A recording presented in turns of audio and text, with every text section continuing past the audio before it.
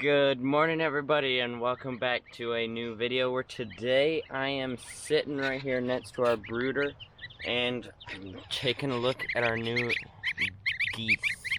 Look at these guys. Aren't they awesome? And they're very fluffy. It's very fluffy. But they have bonded with these chickens very nicely and nobody has died. So that's really good. And our laying birds should be in today, probably this afternoon, so we'll be getting those guys in our brooder as well. I just did the headlands on this field. I finished the rows of this field last night and I came back today now and I did the headlands. So now we're heading across the road to another field that wasn't planted last year and we are going to till that one up. Both of these fields that I'm hitting right now weren't planted last year and we call them Prevent Plant because that's the name of the program that it goes through our crop insurance, where they'll pay us for not being able to get on the field, so like because of weather, and I'm not sure what other stuff entails. I don't think machinery breakdowns are covered in that, but if you are not capable of getting on the field, they will pay you. Usually not as good as what market prices is, but this year it could be better. But you come on and you can only do Prevent Plant 3 years in a row before you have to put something back on that field. So these two fields this field has been Prevent Plant for the past 2 years, so we are going to put it back in. We don't want to overuse the crop insurance system. We want to do everything we're doing the right way and the honest way, so we're not taking Prevent Plant again on this unless we obviously aren't able to get on it. If we have a huge rainstorm or something like that and we can't get on this field, then we will take Prevent Plant, just because we can't afford to let a field sit stagnant and not make us any money. So I'm gonna head over to the next field. These fields were really weedy. The chisel plow was plugging up about every round or two. I have to raise it up, make a loop, and come back. These weeds are about 6 feet tall on these fields, but they're all dead, so they crackle and bust up really easily. So I haven't been back to the other field yet, so I don't know what exactly it looks like. Alright, this is the next field we are hitting. This shows a little bit of before, and it'll turn it right into what you guys saw in the other field. So a lot of this residue will break down like almost instantly in the soil once it actually... Okay, so that Prevent Plant field had a lot of undergrowth in it that the other field didn't have, so it was plugging up constantly after I got into the actual area of the field. Like the one side was kind of clear, so I did that and it just started plugging up after that. So I've been working here across the road from the farm. There's a big field that you can see there, and then there's 3 little fields moving back. I got the 2 farthest back ones done. I think they're like 6 acres apiece, and so I'm gonna run and grab something to eat. I'm starving, and I'm probably gonna get my radishes planted now because I'm planning on knocking all of this out tonight, so I'm not gonna stop once I get going again. So I got 1 more 6 acre field, and I believe that front is 23 acres. I believe, don't quote me on that, but I'm pretty sure that is. So I'm gonna knock those 2 out tonight and then come back, and then I'll have to water my garden tonight before I go home. Okay, the radishes have been planted. I just planted them next to the other ones, and I did 6 rows of Johnnies and 6 rows of Gurneys so that we got a good amount of radishes. And I came back over here and this tire started going flat on me, so I aired it back up and it's leaking out around the valve stem, so that means there's a hole in the tube somewhere. So we'll have to break it down tomorrow morning and fix it because I have a bad headache. It feels like little gnomes are in there with sledgehammers just going at it. So I'm gonna head home. Dad's heading home to get something to eat for dinner, and then he's coming back and doing chores, and there's supposed to be a truck coming tonight to pick up organic corn, so he's gonna load him up. He's loading the first half or more with the grain cart. We took a grain cart load out of the grain bin so that we could have the power sweep, already set up, ready to go. It's the auger that goes around in the bin and sucks up the bottom. So we got that in, and we just wanted to make sure it was ready to go and working and not doing it while the trucker was here and wasting a bunch of time. So all right guys, good morning. We are getting ready to load up another organic truck. Dad loaded one up late last night, I think. Maybe not. So we're gonna get this one loaded up and sent off.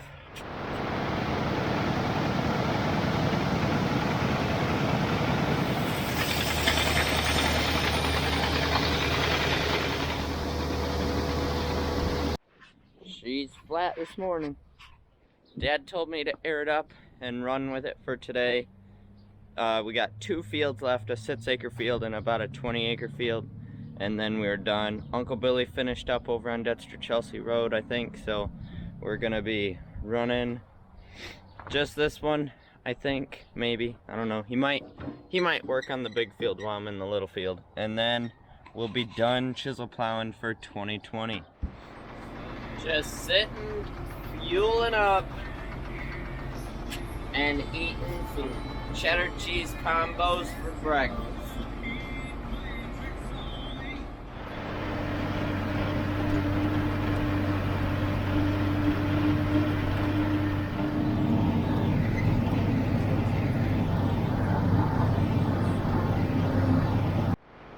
So you can see on the other side of those trees, we finished that little field, so we're on to the, I think this is 23 acres, if I'm right, maybe closer to 30, I'm not sure, but I did these short rows the other day, testing to see if that hydraulic oil light would come back on, and we have these short rows that I'm sitting at right now, that go around this wet spot, and then it's just easy back and forth from there until the field's done.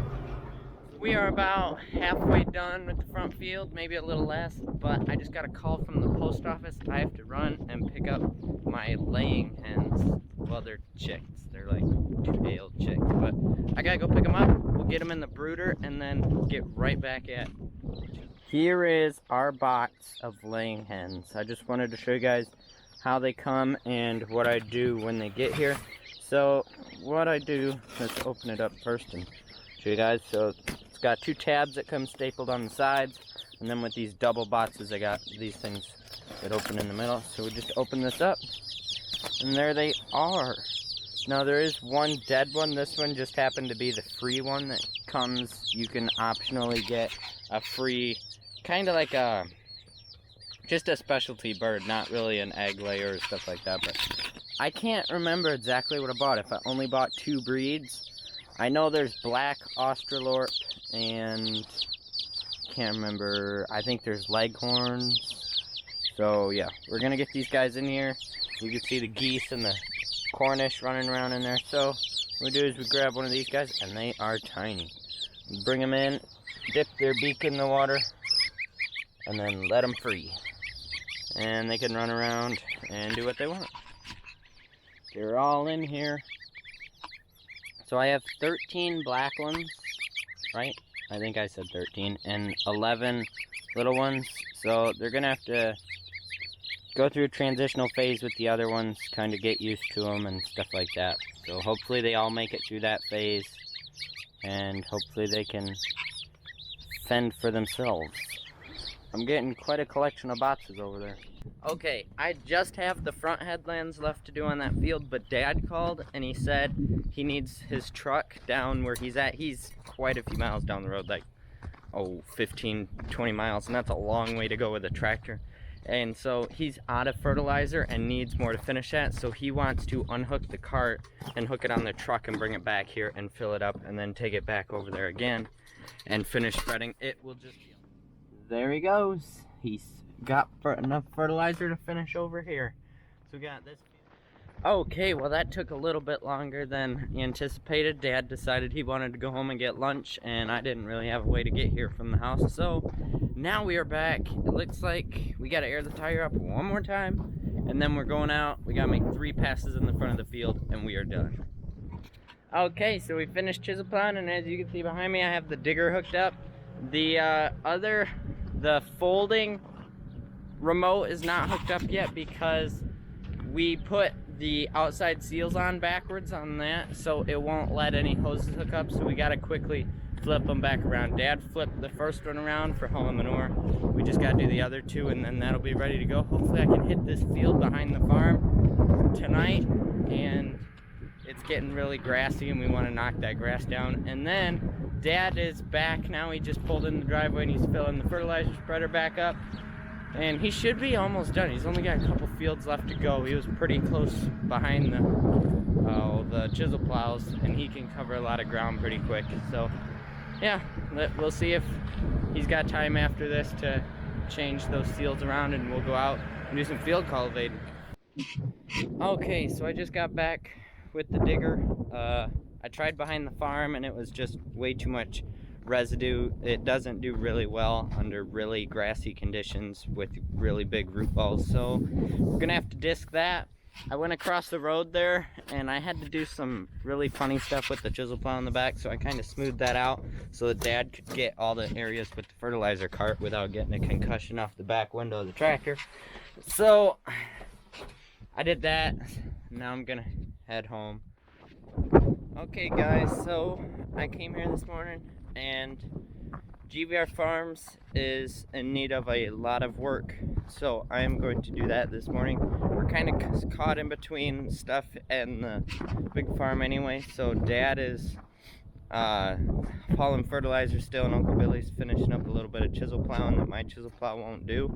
So I kind of gotta wait to use this rig anyway, because Dad has the planting tractor and Dad's supposed to be following close behind with me when I use that. So I am working in GVR Farms this morning until Dad says he needs me or otherwise. So I'm running home with the farm truck to grab the push mower and some other tools so that I can bring them back and mow around my perennials and do a bunch of different mulching work and stuff like that.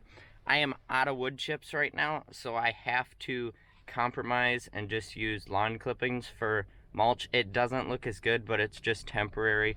I will be mulching wood chips on top of that. I just have to get rid of these weeds and the grass coming up around everything. And alright guys, we are in the greenhouse, out of the wind. The wind is what's making it cold today. Like in this greenhouse, it's actually I can tell you guys exactly what it is in here because the fan has a thermostat on it. It is 73 degrees in here. Okay, I think that's a little warm. Well, maybe it is, I'm not sure. But it's drastically warmer than outside, even with this big old thing here. But the chickens, it got down to 24 degrees last night, and we didn't lose a single chicken. Look at all these guys. I calculated out, and there's 40 chickens in this box right now. So, if they all huddled together, they'd have enough body heat anyway. But, yeah. I'm running into a water problem. That water is way too small for this many birds. I just filled that up this morning, and they just about have it empty. So, I brought my, is it 5 gallon? Holds 3 gallons. Okay, not 5. Whatever. We're gonna see if this will fit inside. Okay, and there it is. It's got about 2.5 gallons in it. That's about how much you can get in because we lost the plug, so you gotta fill it all the way up and then quickly put the top on before it depletes out. So about 2.5 gallons is what you can fit in there, and they'll probably use that up. Where's the feeder at? That's not too bad right there, I guess. So yeah, I think that'll last them round about 2.5, 3 days, maybe 4 days. But this morning when I came in here was falling over into the greenhouse wall. The stand is just giving out. It was something I had to throw together, and we ran out of screws, so I had to use some small nails and stuff. So we're gonna take the legs off and just kind of extend the platform out and then put just like a wider stance on it. So we got to take the chicken water off, and I already drained it all out. You can see the wood chips are all wet over there. That's 65 gallons of water on the ground over there. But yeah, this is the next project because the rabbits do need water for the rest of the day. So this will probably just be a time lapse here because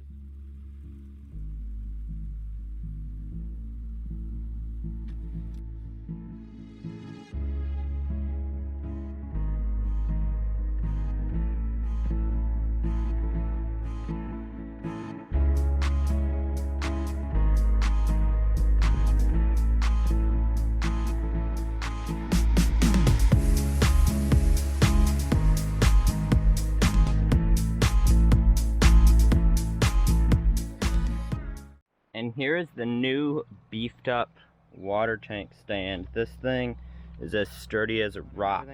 But my camera's about to die, so I'm gonna get this watering system hooked up and go to lunch and have my camera charging. Okay, so I have the push mower here, and our plan is to push mow this area.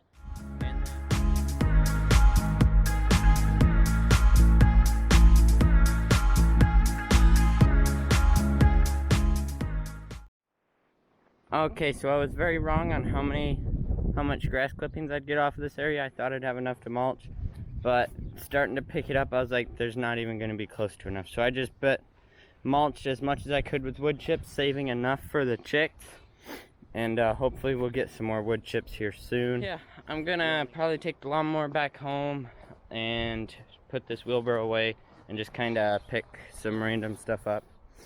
All right, we got the digger pulled up here next to the shop, and we're replacing this pin that goes through here like we did last time, except hopefully this time it'll hold up.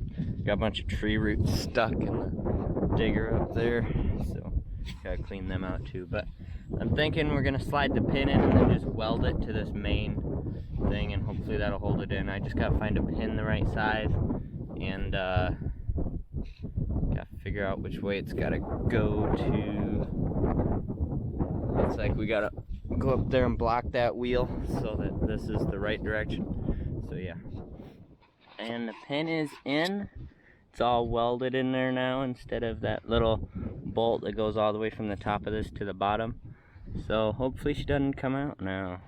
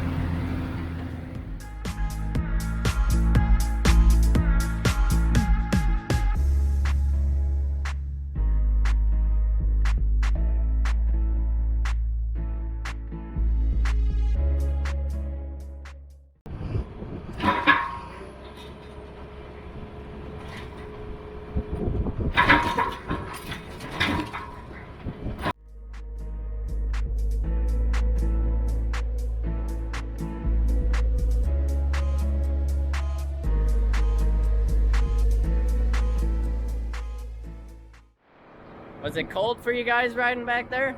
We got both those fields fit down there, and so one was 11 and one was 15 acres. Didn't take very long at all, so we're gonna jump here across the road from the farm, do some of those. Don't know how well it's gonna work. The packer likes to drag when it gets in really sandy soil, and there's a little bit of sand over there, so we'll see how it does. But I gotta refill my tire before I can move. So I'm gonna fill that up, hop across the road, and we'll keep going.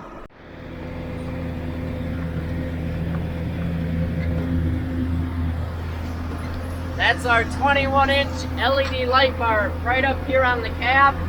Links in the description if you want to get your own. They're 25 bucks. Like, comment, subscribe.